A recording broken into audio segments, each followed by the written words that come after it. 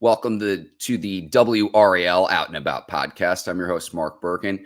Very excited for today's guest. She is a stand-up comic, a writer, and a nacho enthusiast. She's also performing Sunday at Goodnights Comedy Club in Raleigh. Welcome in Shannon Fiedler. Shannon, good to see you. Hey, Mark, how's it going? It's going well. It is Friday, recording this. Thank you for hopping on with us. What I wanted to ask you before this weekend's performance, I know you're on tour right now. When someone goes to one of your performances, what should they expect? It's a great question because I think, when you know someone from the internet, which is where a lot of people know me from social media, you have no idea what you're walking into. And I will say my show is a very traditional stand-up comedy show. I do stand-up comedy. That's where I got my start. But if you like what you see on my Instagram, you're going to find a lot of that flavor throughout the performance. So all of the same POVs, all of the same styles of jokes. It's just a little less sketch and character driven. Although, if you do like my city girl impressions, they might make an appearance. I will tell you that. Love to hear that. Is there a favorite impression you enjoy doing? I know you do a lot of different types of characters. For sure. That's kind of my bread and butter on social. And people ask me this all the time. I feel like I'm picking a favorite child. So sometimes it's hard. Okay. But I got to go with Jersey Girl. She's so tasty and like the opposite of me in real life. So I just love jumping into her character. And she's very Italian, which my family is very Italian. So I feel like even though she's like kind of intense, I feel like I'm paying homage to my ancestors. I've got to imagine that some of your characters are based on people that you know in real life. 100%, and many are based on me. I think every character, there's like a bit of Shannon in that character. It's like all my different personalities, which is really great and normal.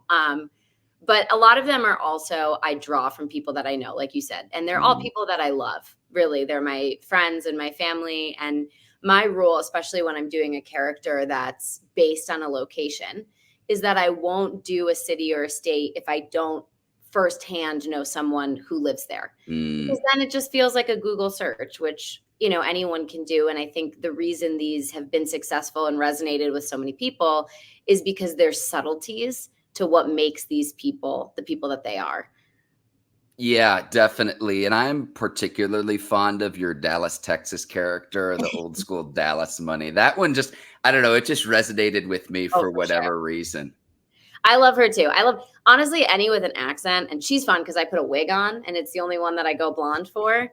But she's fun too because she's also a little feisty, but in like the most polite way, which is such a fun line to draw. And so I've had a lot of fun creating her too. And I want to get to know the South a little better because I want to put more Southern characters in. I think they're so fun. And even just like the Southern expressions, I love them. I've started using them all in my daily life because I think they're amazing. Definitely. Do you have any ties to North Carolina? I'm not sure if you've even been to Raleigh before ahead of this weekend's performance. I've never been to Raleigh, so I'm very excited.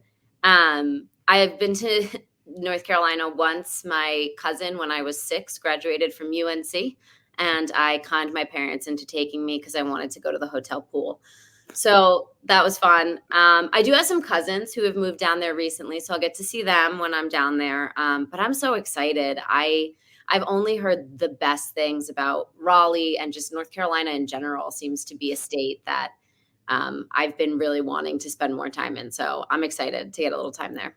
Absolutely. And to fill you into, Goodnights Comedy Club has been in Raleigh since 1983. The original did get torn down, so they're at a new location now. But it's like a who's who of comedy. People in the comedy scene, stand-up comedians have performed at Goodnights in the past. So a lot of tradition, a lot of excitement this weekend. I'm so excited.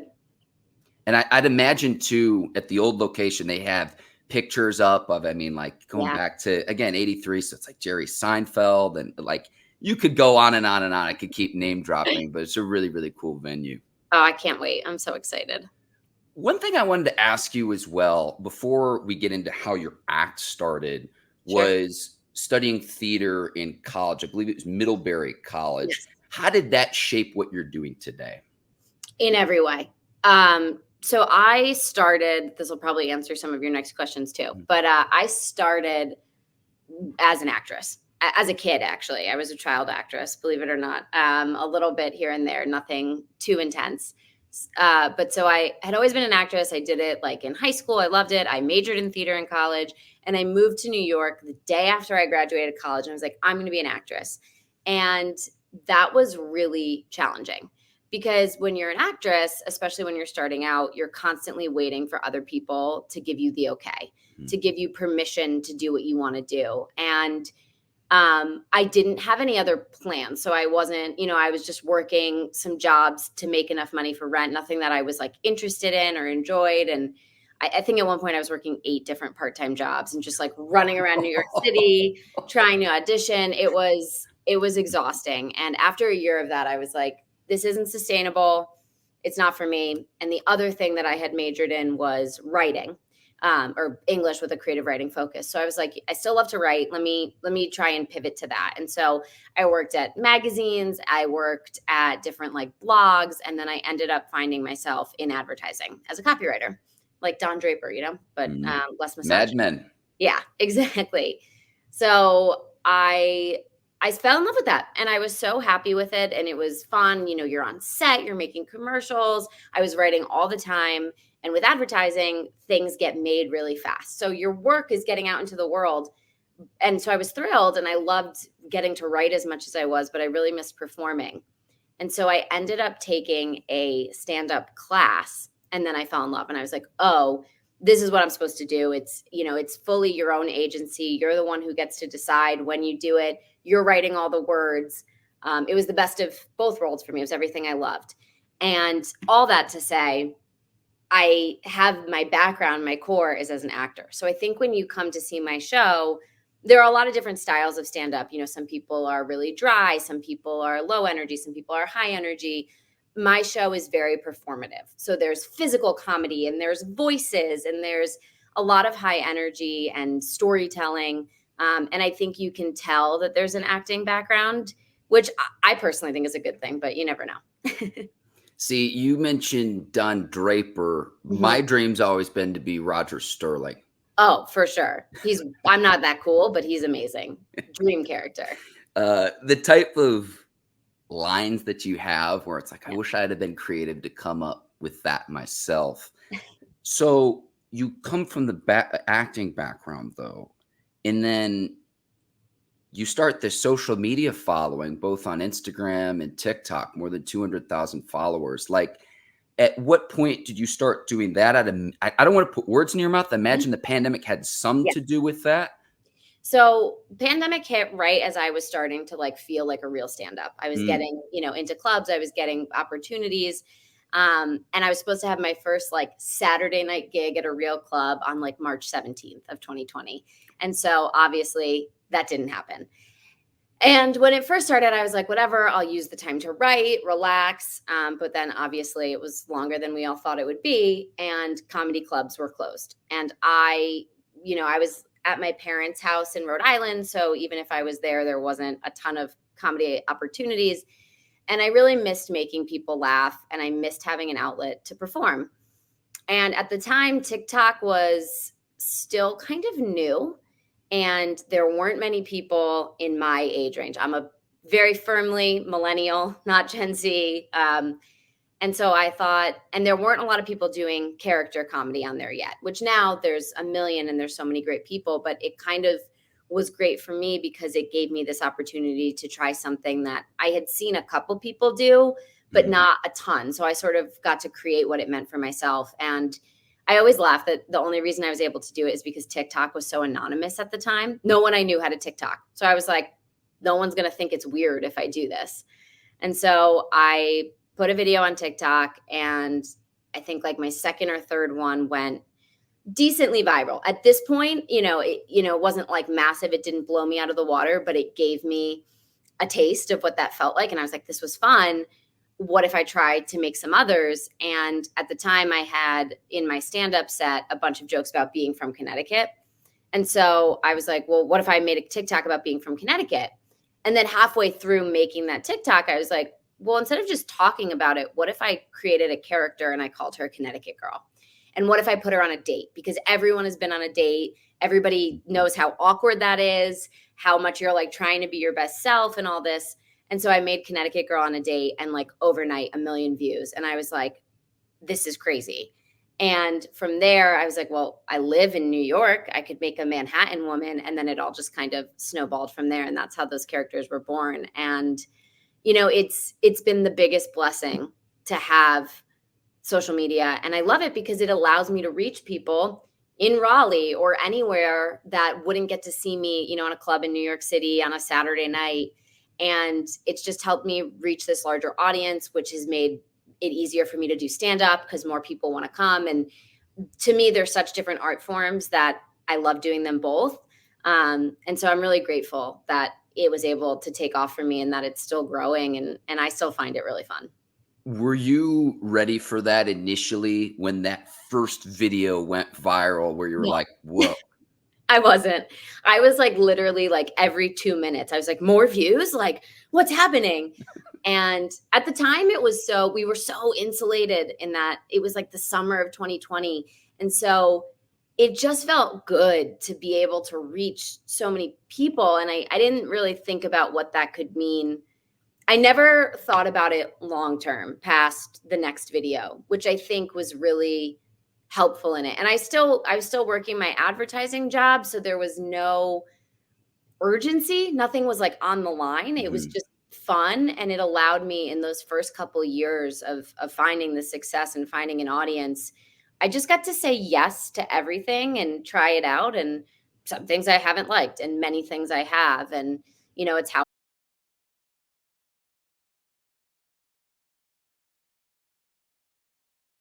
I had no idea when I made that first video that I would be touring the country 3 years from now. And I couldn't have told you. I would have never believed it, and I'm so happy that it happened. See, I have to do a little bit of revisionist history here because I think about the pandemic and it's like, okay, Tiger King, Yeah. Last Dance, and Shannon Fiedler social media accounts. Yeah. Yeah, it's kinda crazy. It was such a such a big moment for me in this weird way, which is a weird thing to say because it was such a crazy time, but it gave me this opportunity, so What was that like to get back out there after the pandemic to then be able to perform on stage again? terrifying. The first couple times because before that, nobody knew who I was. I got on stage and there were no expectations, and it went well and it was fun. And then the first time that I did a couple like little shows where I was just like jumping onto stuff, but then the first time that I advertised, I was like, "Hey, I'm going to be at this club." I was only doing like 10, 15 minutes tops maybe, and it was like a bar show, Mhm. and like 100 people bought tickets. They had to move the show to a different location that had more seats because I started promoting it. And I was like, what if they don't like me? Like, it was such a different experience.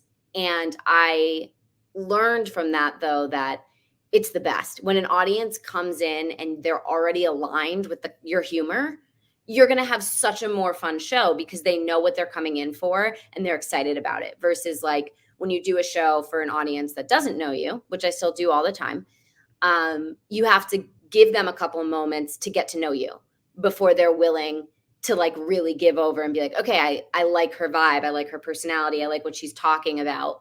When you're performing for an audience who already is acquainted with your work, they come ready to laugh. And it's good. It lets you know how your jokes are, which ones you shouldn't tell, which ones you should tell.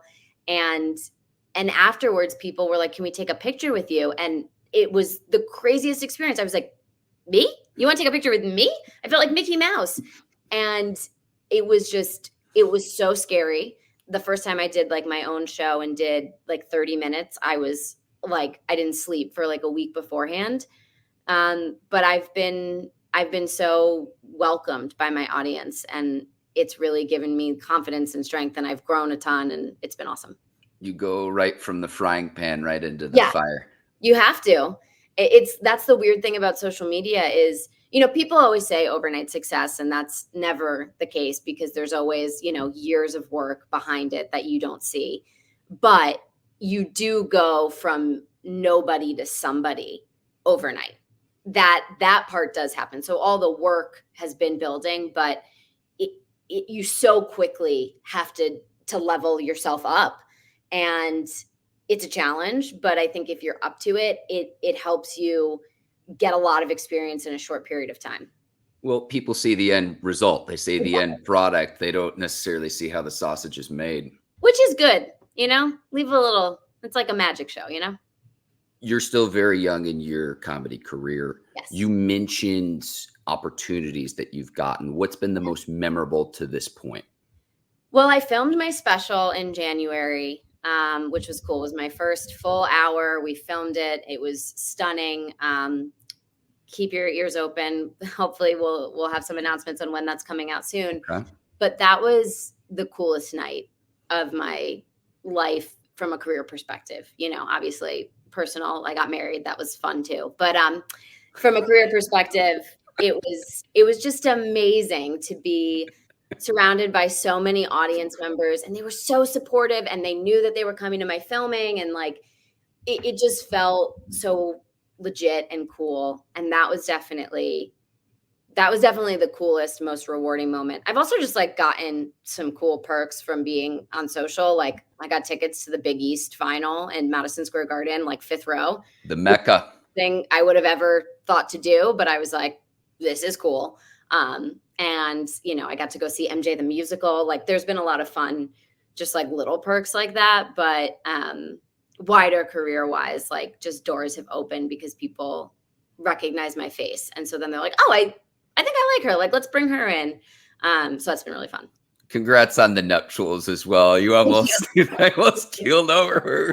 We're just breezing by that, but congrats on that. Thank you. No, that was the best day ever, but sure. Had nothing to do with my career. I put my phone away the night before, and I was like, I'm not making content. I want to be fully present, which is not always something I'm very good at, and I succeeded. So I think that's why it was such a good day.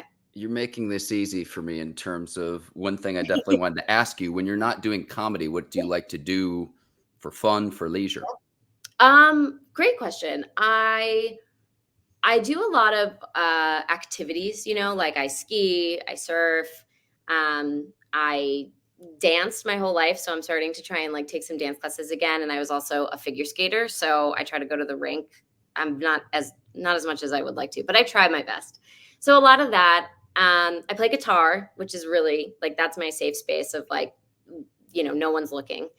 And then I'm gonna be honest with you, most of the time my husband and I like play Mario Kart and then go to sleep. We're like an old married couple already. I love it. Yeah. You mentioned skiing. Where are we going skiing, Shannon? Oh, well, I got to go mostly Vermont. Going to college in Vermont growing up. Killington and Okemo are my favorites. But I did get to go out west for the first time a couple years ago. We went to Winter Park and Copper Mountain, and it's a different experience. Oh, so yeah. I hope to do more of that. I try to plan one trip in North Carolina. We've got both beach and Sugar Mountain. I'll go to one usually to warm up. And then this last year I got to go to Vail, and it was just like, it was incredible. I need to do that. I need to. You guys also have amazing beaches, right?